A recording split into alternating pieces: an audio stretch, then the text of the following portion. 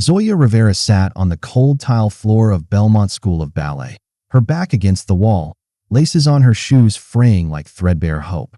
Just feet away, the polished world of privilege pirouetted without pause. Satin slippers, designer water bottles, and laughter laced with entitlement filled the mirrored hall. Her mother, Elena, worked silently in the corner, scrubbing smudges off the glass that reflected a world her daughter had never been invited into. Until now, why don't you show us what you've got? Ava Harrington's voice sliced through the studio, smooth and sharp. Her friends turned, their giggles rehearsed. Ava stood with her arms folded, hair in a perfect ballet bun, every inch crafted elegance and cruelty. Zoya looked up. Chloe Whitmore, the Academy's pride, smirked beside her. 32 fouettes.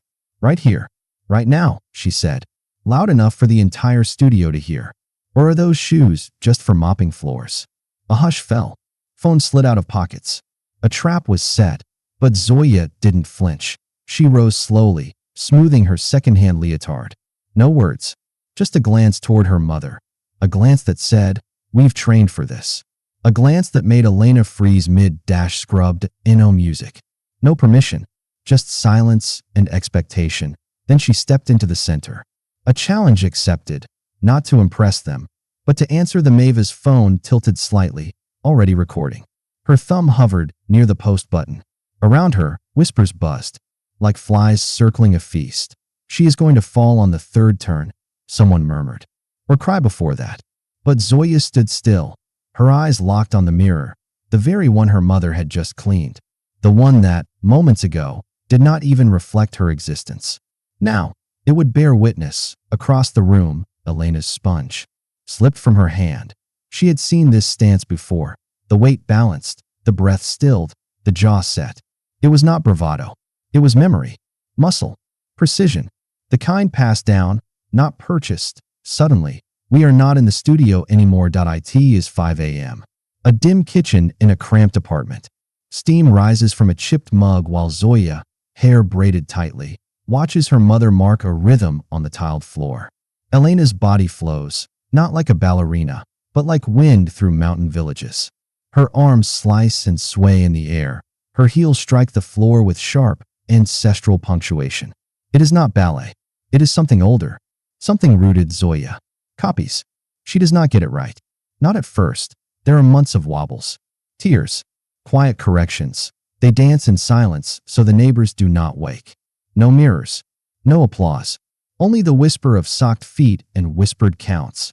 1, 2, 3, 4 turn. Weight on the ball, not the heel. Again. Luciana, Elena's mother, once danced in firelit circles in the hills of Maracay. She taught Elena with patience, with rhythm, with a wooden spoon tapping counters and an old radio humming bolero in the background. That legacy now moves through Zoya like blood. Back in the studio, her first turn begins. It is not textbook.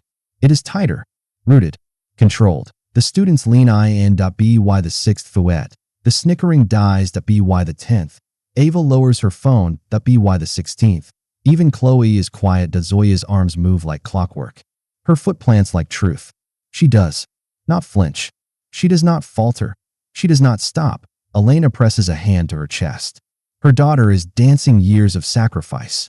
Every morning scrub, every missed meal, every time Elena hid behind the door while Academy parents looked through. Zoya is not just turning.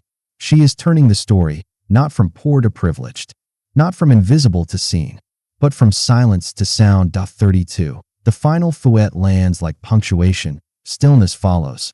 The mirrors show stunned faces, girls with $1,000 tutus. And nowhere to look. Zoya does not bow. She just walks back to the corner, picks up her bag, and sits. The room remains frozen. And Elena? She is still. She does not clap. She does not cry. But in her eyes, something opens. Pride, fierce and unrelenting. This was never about ballet. It was about remembering who you are, even when the world forgets. You. Zoya stood alone in the center of the studio. The echo of her last spin still lingered in the room like a secret everyone had just heard. Chloe stared, her arms crossed, but her face unsure. Ava kept glancing at her phone, as if hoping this was still something to laugh at. But the laughter had already left. What remained was a quiet discomfort they were not used to feeling. Then Zoya lifted her chin slightly and turned again. 1.0. Music played. No one spoke. Only the soft thud of her feet on the smooth floor filled the air. 2. 3. For her arms did not waver. Her eyes stayed locked in place, staring into the glass, not at her own face, but through it. Each turn told a story, not of perfection, but of purpose. These were not the polished fouettes of rich girls with private coaches and silk ribbons. Zoya's spins were strong, raw, fierce. They held the weight of early mornings, tight spaces, and silent practice. Each one pushed deeper into the silence. 8. 9.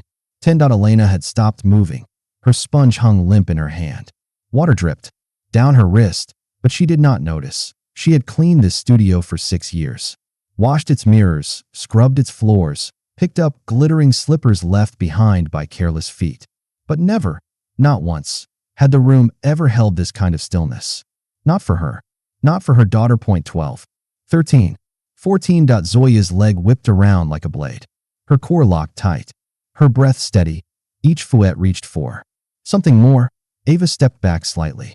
Chloe leaned forward. No one could explain it, but everyone felt it. There was something holy in the room now. 20. 21. 22. A girl in the back whispered, "She is still going." Another girl next to her shushed her, eyes wide. This was not a performance anymore. This was a claiming of space. 25. 26. The door creaked open. Ms. Holloway, the strict and composed head instructor of Belmont, stepped inside. She carried her leather dance bag and a stack of papers. She was mid-sentence, about to greet the class, when she froze. The bag slipped from her shoulder and thudded to the ground. Her eyes locked onto the small girl in second-hand clothes, spinning. Like gravity owed her something. 31. 32. 33. Zoya's hair had loosened slightly. Sweat lined her brow, but her body moved like it was made to do this. No shaking. No hesitation. 37. 38. 39. Elena whispered a count under her breath. She had never taught her daughter to aim for applause, only to hold her own rhythm. But now, as the numbers rose, even she could feel something changing. This was no longer about proving a point. This was about rewriting the script. 42. 43. Chloe stepped forward. She did not understand what she was feeling, but it was new, and it was not pleasant. It was not jealousy. It was not anger. It was respect, fear, wonder. 44. Zoya's final turn landed. Clean. Her foot touched down. Her arms opened gently to second position, and then she stood still, not panting, not stumbling, just still. Time hung suspended. Then someone clapped. A single clap, unsure. Then another. It was Ms. Holloway. She stepped forward slowly, eyes never leaving Zoya. That, she said quietly, was 45 fouettes. Gasps rippled across the room. Some girls looked at each other in disbelief. Others nodded silently, as if acknowledging something sacred. Even Chloe said nothing. Zoya looked down, then up again. She did not smile. She did not need to. This was her moment. Not borrowed. Not granted. Earned. Elena finally stepped forward. She picked up her sponge, not to clean, but to place it gently on the cart. Then she stood beside the mirror, watching her daughter, not as a cleaner, but as a teacher. As a mother, Zoya had danced with every bone, every bruise, every buried hope. She had spun not just through space, but through doubt, silence, and invisibility. Now, she stood, the center of attention, not because someone allowed it, but because she had taken it, and no one could look away. The room remained still after Zoya's final spin. Everyone stood quietly, trying to understand what had just happened. Miss Holloway broke the silence. She stepped closer to Zoya, her voice calm but firm. "Where did you train?" she asked. "Who taught you that?" Zoya lifted her eyes. There was no fear in them now. "I was trained by my mother," she said clearly. And she was trained by her mother, Elena Reyes. A soft gasp moved through the room like wind through tall grass. Elena stepped forward from the corner, slowly wiping her hands on her apron. "My mother," she said gently, "was a principal dancer at Teatro Teresa Carreño in Caracas." Miss Holloway's eyes widened. "I studied her work in college," she said, "but I thought she disappeared after the protests." "She did," Elena replied. "We left everything. I never thought I would dance again. Zoya looked over at her mother, then back at the class. We practiced in the basement, she added. Before I cleaned the mirrors, I trained in front of them. No one knew what to say. All the assumptions, all the whispered jokes, all the quiet smirks, they broke apart like glass in that moment. Ava lowered her phone. The video was still recording, but her hand trembled slightly. Zoya turned toward her. Post it, she said, calm and sure. Ava blinked. Are you sure? Yes, Zoya said. But not to embarrass me. Post it to show what is possible. Someone like me is not supposed to dance like that. And that is exactly why you should show it. Ava looked at her, really looked at her, and then nodded. The room shifted. Chloe stepped forward, her voice softer than anyone had heard it before. I am sorry, she said. I was wrong about you. Zoya studied her for a moment, then gave a small nod. You did not know, she said. Now you do. Miss Holloway exhaled. I have taught for 20 years, she said. And today, I saw something I have never seen. Not just skill, but spirit. Legacy. She turned to Elena. You taught her well. Elena's eyes filled with quiet pride, but she only nodded once. Zoya stood tall, not seeking praise, not needing it. She had earned her place, not through permission, but through presence. And now, no one in that room could deny it. For the first time, Zoya did not feel like she was borrowing space. She was owning it. And something in the air, the culture, the unspoken rules, the silent hierarchies, began to shift. The room was still full of quiet energy when Ms. Holloway spoke again. Zoya, she said, walking closer. I want to offer you a full scholarship. Zoya blinked. A scholarship? Yes. Full tuition. Private coaching. Everything.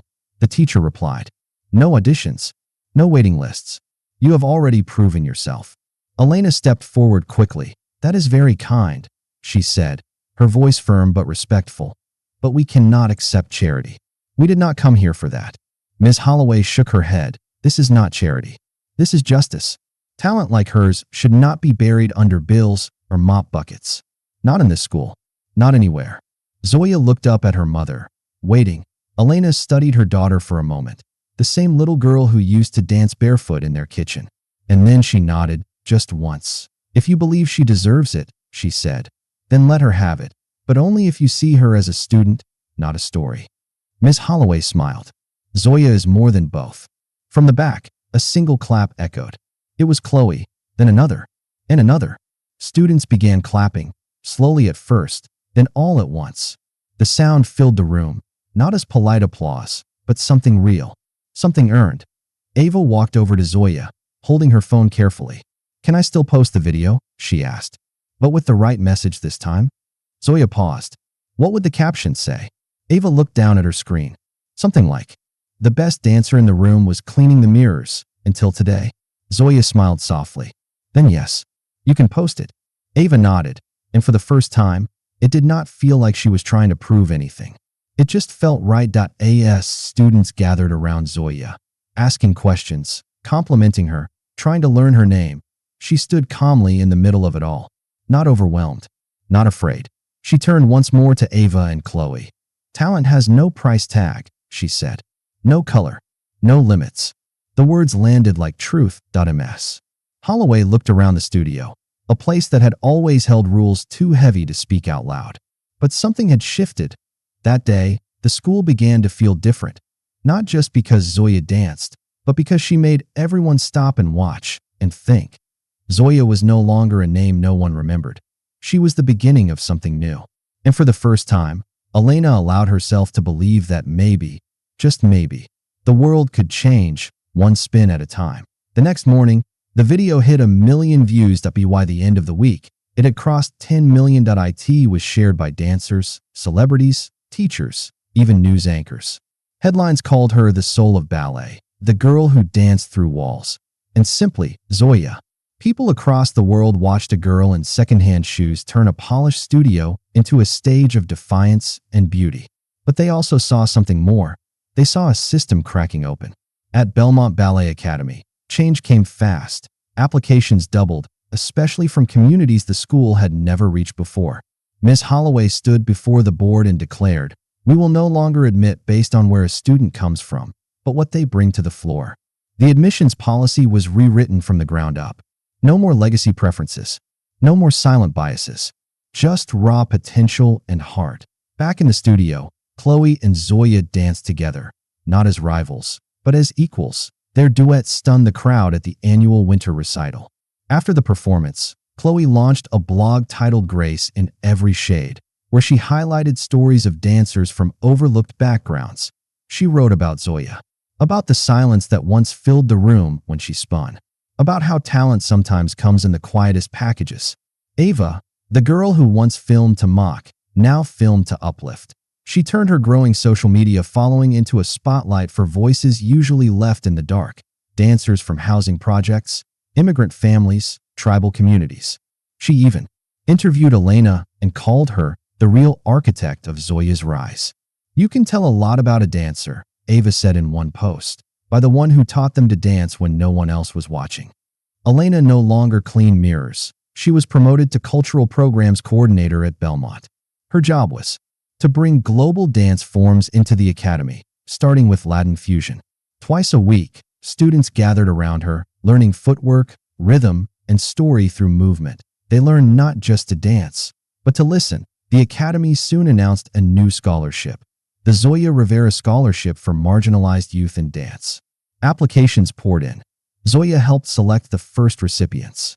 She chose not the most perfect dancers, but the ones who reminded her of herself, full of raw emotion, untapped skill, and silent fight. She also began mentoring, quietly, behind the scenes. She never sought fame, just impact. Zoya's rise did not stop there. She won regional and then national dance competitions. Not because she spun faster, but because when she danced, people felt something. Critics described her as untrainable by old standards, unstoppable by new ones. And then came the invitation, the International Dance Gala. Paris, representing the United States.